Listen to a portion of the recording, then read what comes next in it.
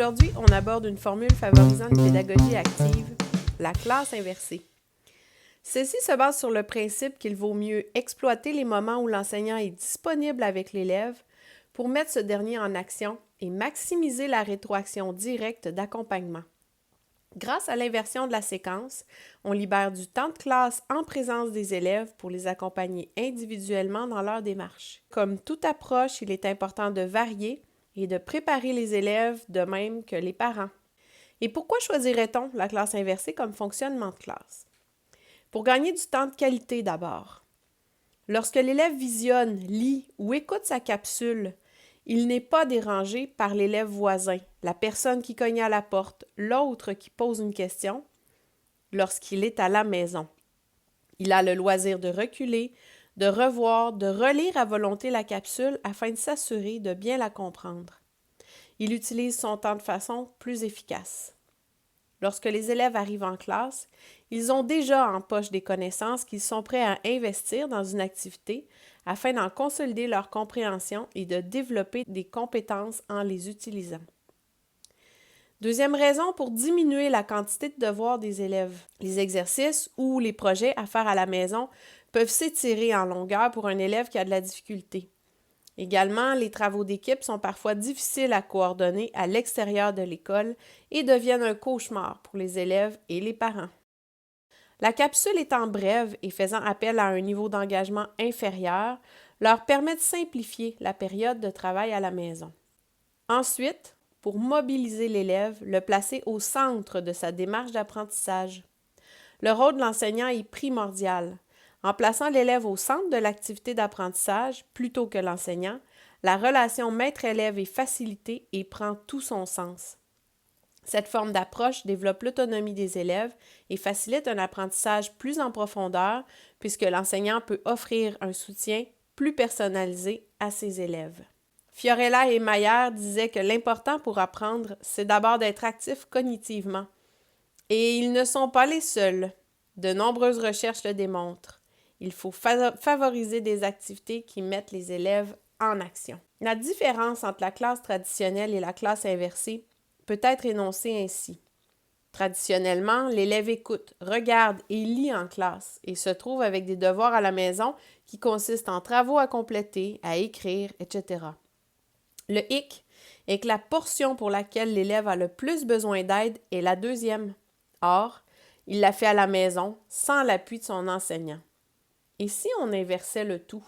La classe inversée, pour sa part, demande à l'élève de préparer son cours à la maison plutôt que de le digérer ou le consolider. Il sera alors amené à écouter, lire ou regarder une brève capsule à la maison, puis, en classe, il pourra investir et consolider sa lecture, sa vidéo ou sa balado dans une activité concrète. Les devoirs à la maison sont ainsi réduits, mais pertinents, puisqu'ils préparent l'élève à son cours prochain. Le niveau d'engagement des élèves est plus grand ou doit être plus grand en classe. C'est alors que la rétroaction sera facilitée et utile. En présence de son enseignant pour le soutenir et l'accompagner plus personnellement, l'élève pourra apprendre plus profondément. Lorsqu'on choisit d'inverser sa classe, il est important de bien s'y préparer. Premièrement, déterminer l'intention pédagogique, comme par exemple être capable d'isoler une variable dans une équation mathématique du premier degré à une variable. Deuxièmement, prévoir le projet ou l'activité que l'on veut faire vivre en classe aux élèves pour développer cette compétence. Par exemple, travailler avec des tuiles algébriques afin de déterminer la valeur d'un inconnu dans plusieurs équations mathématiques de ce type. Troisièmement, déterminer ce qui doit être vu, lu ou entendu par les élèves avant la classe, dans la capsule. Comme par exemple se familiariser avec les principes de balancier et d'opérations mathématiques réciproques. Finalement, préparer une capsule de préparation qui sera le devoir à faire avant la classe.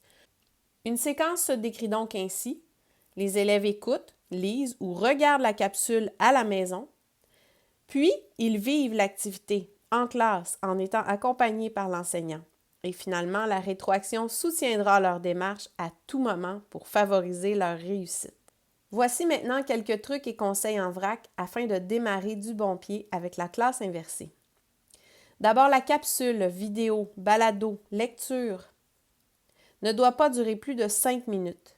L'élève pourra prendre le temps de chercher les mots dont il ignore la signification, relire, revoir ou entendre à nouveau, au besoin, la capsule.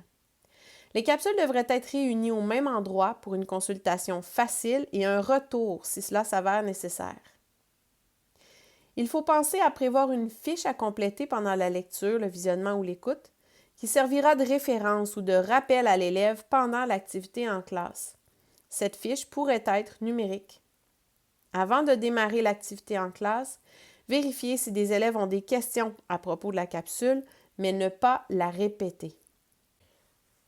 N'hésitez pas à venir me rencontrer pour un peu d'inspiration ou d'aide dans votre processus. Si vous souhaitez approfondir ce sujet, je vous invite à vous inscrire gratuitement au badge du cadre 21, la classe inversée. Si vous souhaitez voir des exemples de classes inversées en mathématiques, en éducation physique, en français, en sciences et plein d'autres matières, je vous invite à consulter le livre « Apprentissage inversé » disponible dans la nouvelle section didactèque de notre bibliothèque.